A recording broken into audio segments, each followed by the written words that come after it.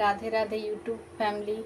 आज मैं गीता के अध्याय को आगे बढ़ा रही हूँ। आशा है आप लोग सबको ये वीडियो बहुत ही पसंद आएगा और आप लोग जो भी गीता का पाठ हर दिन नहीं कर पाते हैं उनके लिए मैं ये वीडियो लेकर आई हूँ। और आप लोग को मुझे आशा है कि आप लोग को ये वीडियो बहुत ही पसंद आएगा। जय श्री कृष्ण।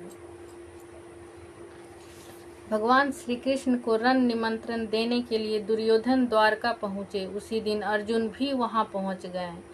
दोनों ने जाकर देखा भगवान अपने भवन में सो रहे थे। उन्हें सोते हुए देखकर दुर्योधन उनके सिरहाने एक मूल्यवान आसन पर जा बैठे और अर्जुन दोनों हाथ जोड़कर नम्रता के साथ उनके चरणों के सामने खड़े हो गए। जागते ही श्री कृष्ण ने अपने सामने अर्जुन को देखा और फिर पीछे की ओर मुड़कर देखने पर सिरहाने की और बैठे हुए दुर्योधन दिख पड़े। भगवान श्री कृष्ण ने दोनों का स्वागत सत्कार किया और उसके आने का कारण पूछा। तब दुर्योधन ने कहा, मुझ में और अर्जुन में आपका एक सा ही प्रेम है और हम दोनों ही आपके संबंधी हैं, परंतु आपके पास पहले मैं आया हूँ। सज्जनों का नियम है कि वे पहले आने वाले की सहायता किया करते हैं। सारे भूमंडल में आज आप ही सब सज्जनों में श्रेष्ठ और सम्माननीय हैं, इसलिए आपको मेरी ही सहायता करनी चाहिए।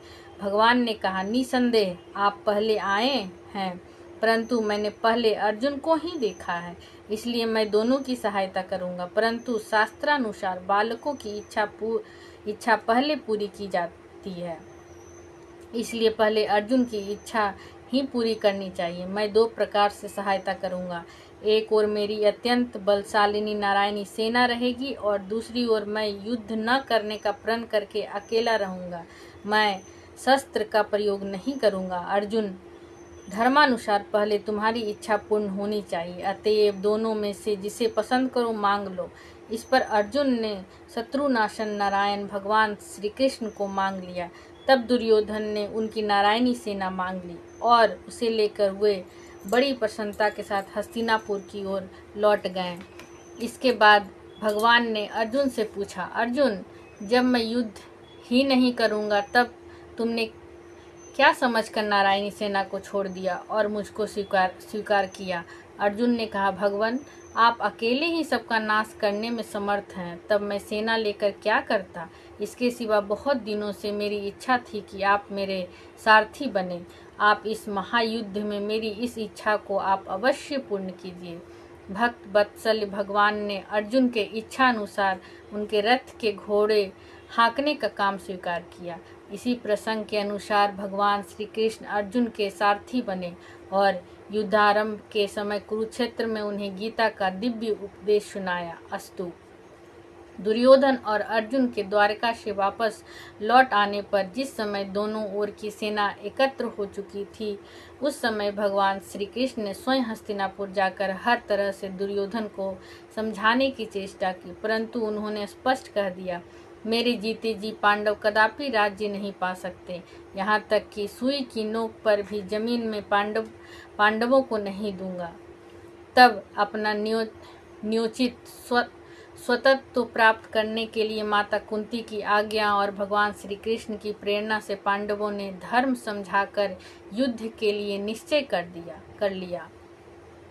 जब दोनों ओर से युद्ध की पूरी तैयारी हो गई, तब भगवान वेद व्यास जी ने धृतराष्ट्र के समीप आकर उनसे कहा, यदि तुम घोर संग्राम देखना चाहो तो मैं तुम्हें दिव्य नेत्र प्रदान कर सकता हूँ। इस पर धृतराष्ट्र ने कहा, ब्रह्मर्षि श्रेष्ठ, मैं कुल के इस हत्या कांड को अपनी आंखों से देखना तो नहीं चाहता, परंतु युद्ध का सारा वृतांत भली भांति सुनना चाहता हूँ। तब महर्षि वेद व्यास जी ने संजय को दिव्य दृष्टि प्रदान करके धृतराष्ट्र से कहा, ये संजय तुम्हें युद्ध का सब वृतांत सुनावेंगे। युद्ध की समस्त घटनावलियों को ये प्रत्यक्ष देख सुन और जान सकेंगे। सामने या पीछे से, दिन में या रात में, गुप्त या प्रकट, क्रिया रूप में, परिणत या केवल मन में आई हुई ऐसी कोई बात न होगी जो इसके तनिक भी छिपी रह सकेगी। ये सब बातों को ज्यों की त्यों जान लेंगे। इनके शरीर से न तो कोई शास्त्र छूट जाएगा और न इन्हें जरा सी थकावट होगी। यह होनी है, अवश्य होगी। इस सर्वनाश को कोई भी रोक नहीं सकता। अंत में धर्म की जय होगी। महर्षि वेदव्यास जी के चले जाने के बाद धृतराष्ट्र के पूछने पर संजय उन्हें पृथ्वी के विभिन्न द्वीपों का वृतांत सुनाते रहे। उसी में उन्होंने भारतवर्ष का भी वर्णन किया।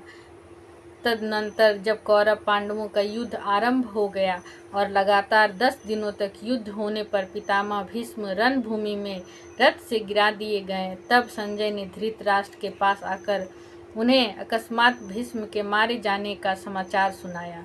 उन्हें सुनकर धृतराष्ट्र को बड़ा ही दुख हुआ और युद्ध की सारी बातें विस्तार पूर्वक सुनाने के लिए उन्होंने संजय से कहा। तब संजय ने दोनों ओर की सेनाओं की व्यूह रचना आदि का विस्तृत वर्णन किया। इसके बाद धृतराष्ट्र ने विशेष विस्तार के साथ आरंभ से अब तक की पूरी घटनाएं जानने के लिए संजय से प्रश्न किया। यहीं से श्रीमद् भगवद गीता का पहला अध्याय आरंभ होता है। महाभारत भीष्म पर्व में ये 25वां अध्याय है। इसके आरंभ में धृतराष्ट्र संजय से प्रश्न करते हैं। धर्म क्षेत्रे कुरुक्षेत्रे समवेता ययुततस्व मामका पांडवाश्चैव किम कुर्वता संजय। धृतराष्ट्र बोले, हे संजय, धर्म भूमि कुरुक्षेत्र में एकत्रित युद्ध की इच्छा वाले मेरे और पांडु के पुत्रों ने क्या किया?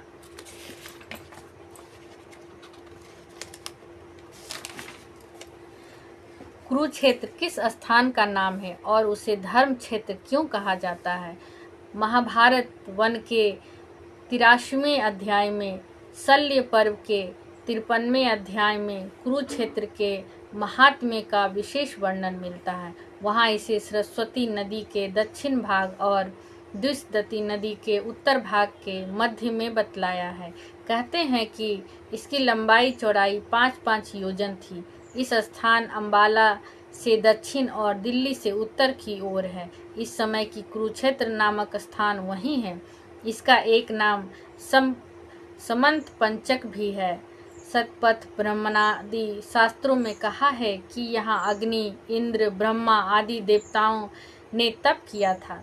राजा कुरु ने भी यहाँ बड़ी तपस्या की थी तथा यहाँ मरने वालों को उत्तम गति प्राप्त होती है। इसके अतिरिक्त और भी कई बातें हैं जिनके कारण उसे धर्म क्षेत्र या पुण्य क्षेत्र कहा जाता है।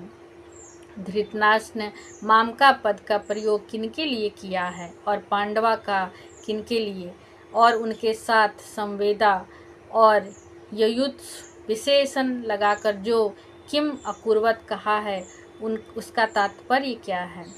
धृतराष्ट्र के पूछने पर संजय कहते हैं, मामका पद का प्रयोग धृतराष्ट्र ने निज पक्ष के समस्त योद्धाओं सहित अपने दुर्योधनादि 101 पुत्रों के लिए किया है और पांडवा पद का युधिष्ठिर पक्ष के सब योद्धा ओसहित युधिष्ठिरादि 5 भाइयों के लिए। संवेता और ययुतत्स विशेषण देकर और किम अकुर्वत कहकर धृतराष्ट्र ने गत 10 दिनों के भीषण युद्ध का पूरा विवरण जानना चाहा है कि युद्ध के लिए एकत्रित इन सब लोगों ने युद्ध का प्रारंभ कैसे किया, कौन किससे कैसे भिड़े और किसके द्वारा कौन किस प्रकार और कब मारे गए आदि।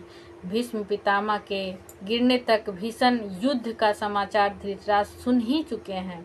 इसलिए उनके प्रश्न का यह तात्पर्य नहीं हो सकता कि उन्हें अभी युद्ध की कुछ भी खबर नहीं है और वे ये जानना चाहते हैं कि क्या धर्म क्षेत्र के प्रभाव से मेरे पुत्रों की बुद्धि सुधर गई और उन्होंने पांडवों का स्वतंत्र देकर युद्ध नहीं किया, अथवा क्या धर्मराज युधिष्ठिर ही धर्म क्षेत्र के प्रभाव से प्रभावित होकर युद्ध से निवृत्त हो गए, या अब तक दोनों सेनाएं खड़ी ही हैं, युद्ध हुआ ही नहीं, और यदि हुआ तो उसका क्या परिणाम हुआ इत्यादि। राधे नमस्कार।